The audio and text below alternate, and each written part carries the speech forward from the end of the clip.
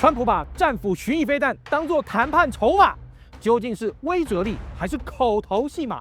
射程最远可达2500公里，低空飞行难以来劫的战斧，俄罗斯为何独怕战斧？为什么俄罗斯担心美国给乌克兰战斧巡弋飞弹呢？美国有那么多的长程导弹，为何独怕战斧？战斧有什么比其他飞弹更特别的地方吗？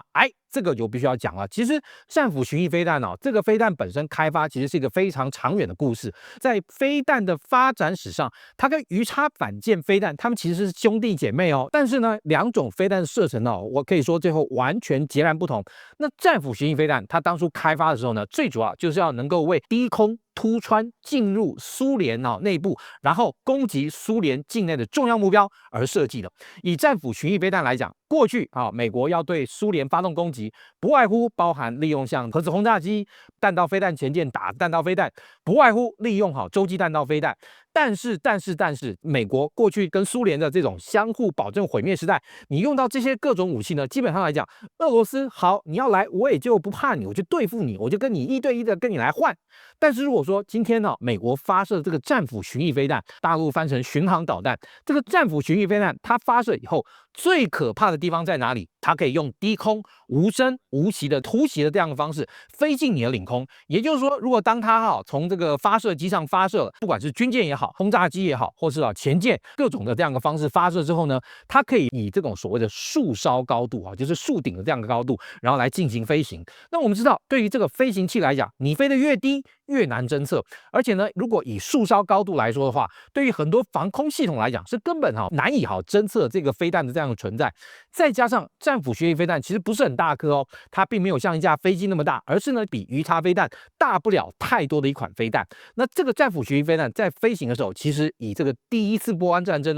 曾经当时CNN 的这个记者在巴格达做连线的时候呢，留下了一个经典的一幕。是怎么经典一幕？当好美国在第一次波湾战争对巴格达发动全面攻击的时候， CNN 有一组记者他们在巴格达市内做连线，连线到一半，突然听到后面咻的一声，然后呢，马上镜头带出去。当时他们在巴格达的饭店就拍到一枚战斧巡弋飞弹从他们的窗外以他们的窗子的这个高度飞过去。所以你说这种飞弹别人怎么看得到，怎么能够拦截得了？所以其实以这个中国大陆来说，中国大陆的他们的新3打3防里面有一点就很重要，也就是要防这个巡弋飞弹跟打巡弋飞弹，防止这个巡弋飞弹对它的突袭。我们就可以知道巡弋飞弹在这种大国战争中它所能够发挥的这样的突袭的这个意义跟价值。当然也由于这个战斧巡弋飞弹它的战力实在太过于坚强。那过去美国它在战斧巡弋飞弹这个弹头上面，其实它可以装置各种弹头，甚至包括核子武器、战术核武器。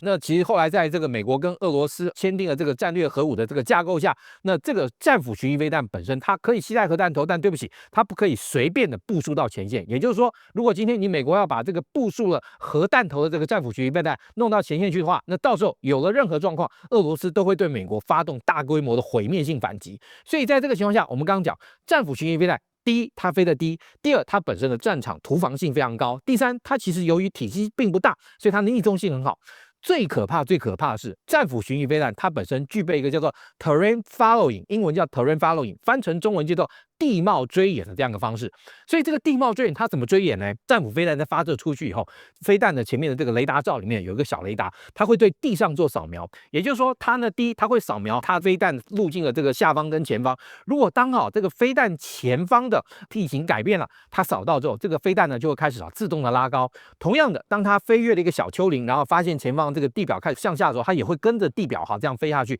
也就是说，它可以完全跟着你的地形的起伏在移动。另外还有一点，它有这个地貌追演装置之外，它还有地貌识别装置。也就是说，今天战斧巡弋飞弹它用来攻击这个目标一个很重要的一个方式是干嘛嘞？在我们讲到过去这种什么的 GPS 导引还没有出现之前，苏联人就已经怕得半死。为什么？因为它具备一个叫做地貌辨识能力。也就是说，今天美国为了要让战斧巡弋飞弹在攻击的时候能够依照原先设定的路径精准分毫不差的击中目标，它其实要一直不断的更新世界各地的卫星地图的这个图资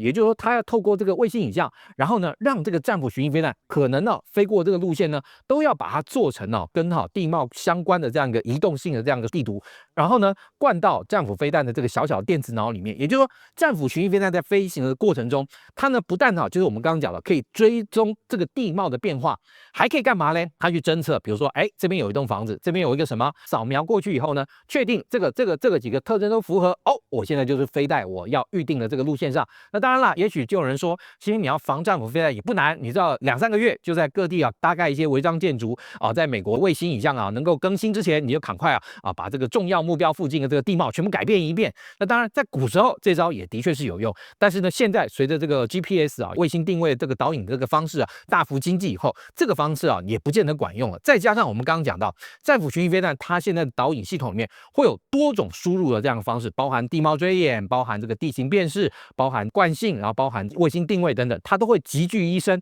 来演算出最正确的这样的状况。所以其实这个东西对于普丁来说这个才是他真正最惧怕美国提供给乌克兰的这样的装备。那乌克兰它有海基或陆基的战斧发射平台吗？如果乌克兰真的获得战斧飞弹，在实物上跟部署要如何操作嘞？今天以战斧飞弹来讲，我们刚刚讲过它的这个发射方式。首先，你可能可以透过轰炸机来进行发射。以现美国来讲，美国大量发射战斧飞弹呢，就是美国海军的巡洋舰跟驱逐舰，透过巡洋舰跟驱逐舰上面的 Mark 41垂直发射系统，它可以把战斧巡弋飞弹塞进美军的这个垂直发射系统里面进行发射。然后呢，其实前舰也可以发射像以美国来说，美国的洛杉矶级的核攻击前舰，还有它最新的海狼跟后续的维吉尼亚级前舰，它上面都装有垂直发射器可以垂直发射这个战斧巡弋飞弹。至于就是说你要如何能够让战斧飞弹也能够从陆上发射，美国有一个叫洛克希德马丁公司，他们开发了一套系统叫做提风系统。这提风系统呢是怎么一回事呢？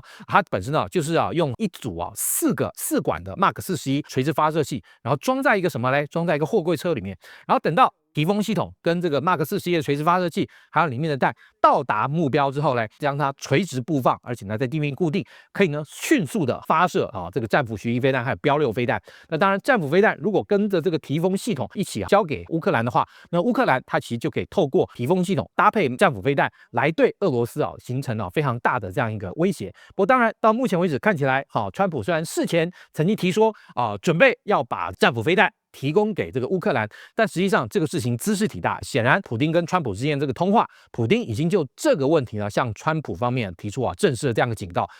大国之间警告可不是闹着玩的。所以后来你可以看到，当泽伦斯基到了白宫跟川普总统当面要求提供战斧的时候呢，这个时候这个川普就说这个我们还要想想这个如何那个。好，那这个时候我们刚刚讲到战斧飞弹搭配 Mark 41发射平台的战术战法，真正用来发射战斧巡弋飞弹的主流是我们刚刚讲到美国的巡洋舰跟驱逐舰，而且这个巡洋舰跟驱逐舰呢，一定是要换装了 Mark 41垂直发射系统才能够发射的。这个 Mark 41垂直发射系统其实是可以说是美国军舰发射系统中一个非常重要的革新。它的这个作战概念呢，如果说今天要拿我们的海军的基德舰来跟这个美国海军的提康德罗加级的碉堡山以后换装这个垂直发射器的，或者是伯克级驱逐舰，或是当初史普伦斯换装垂直发射器的这个军舰来相比的话，我们的基德级驱逐舰，它当时呢是史普伦斯级的防空板，舰上前后它装了2个 Mark 26型的双背，就是有2个手背的意思，作为发射标准2型防空飞弹跟防空飞弹增程型的发射臂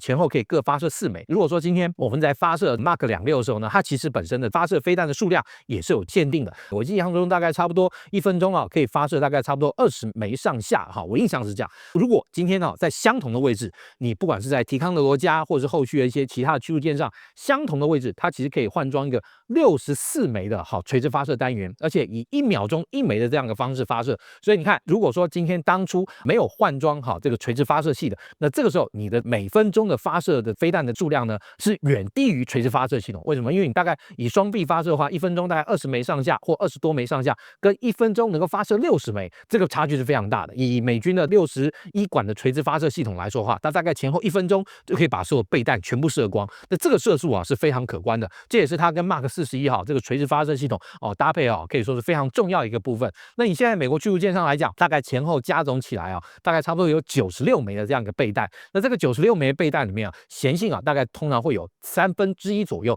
是装置这个战斧巡弋飞弹。所以我们就可以看到，对美国来说这个战斧巡弋飞弹是它用来进行战术反制中的一个非常重要的武力投射武器。为什么？因为它可以在战机不会飞到你的这个境内的情况下，就可以以这个2500公里的这个等级呢攻击你。如果各位观众朋友还记得这个《捍卫战士独行侠》里面这部影片，独行侠率领了他匕首小队要准备去轰炸之前，进到目标区之前，最重要的一件事情就是要他后方的这个巡洋舰发射大量的这个战斧巡弋飞弹，而且电影还有一幕匕首小队跟一群战斧巡弋飞弹呢编队而过的这样一个这个影像。那当时这个战斧巡弋飞弹其实就担任了先期精准打击机场的重要任务。为什么？因为它打击之后，重要的这些机场的设施全会被它摧毁。那后面要进去的这些战机呢，就不用担心再遭到敌机的这样一个拦截。所以呢，我们看到战斧射程最高可以达到2500公里。所以呢，如果说今天对俄罗斯的莫斯科、圣彼得堡这些城市都会构成威胁，如果乌克兰能够获得的话，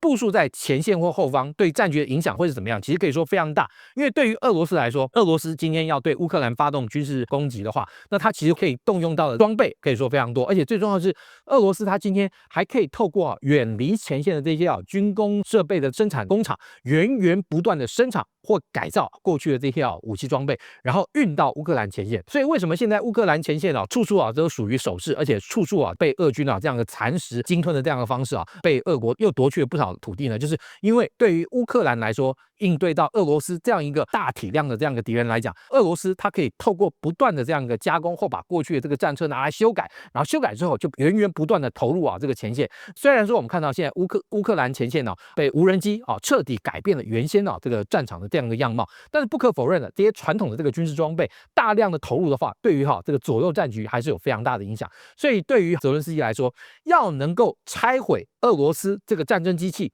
很重要就是要进行这种所谓叫源头打击。这种改装战车的工厂、生产军需装备的这个工厂、生产弹药这些工厂，它能够打得到。但是很多这些厂离它距离很远虽然说过去曾经可以利用无人机进行一些这个打击，但是效果整体来讲，并没有办法像战斧飞弹打去一枚能够效果那么大。像如果说今天要摧毁一个机场，大概以美国来说，大概40到60枚战斧飞弹可以彻底摧毁一座空军基地但是你看，以现在乌克兰来说，要能够彻底摧毁一座俄罗斯空军基地，难上加难。虽然说之前他们曾经派了无人机攻击了俄罗斯长城轰炸机的这个轰炸基地，但是整体来讲，俄罗斯空天军的这个军力折损的程度并没有到没有办法作战这个情况。俄罗斯的空天军还是派着战机带着华阳炸弹在前线到处来找这个乌克兰的这个军队来加以歼灭。所以对俄罗斯来说，现有的防空系统基本上对于战斧飞弹来讲，基本上是可以说是用莫无法度来形容所以对于俄罗斯来说，如果说今天乌克兰真的拥有这款飞弹，那他绝对会认为这是一个颠覆战局的作为。所以普丁不惜证据在各种方式让川普最后对于真正要提供战斧飞弹给乌克兰这件事情再度进入三思。那当然啦，我们也要看一看我们的台湾之盾台湾的防空飞弹能够支持多久。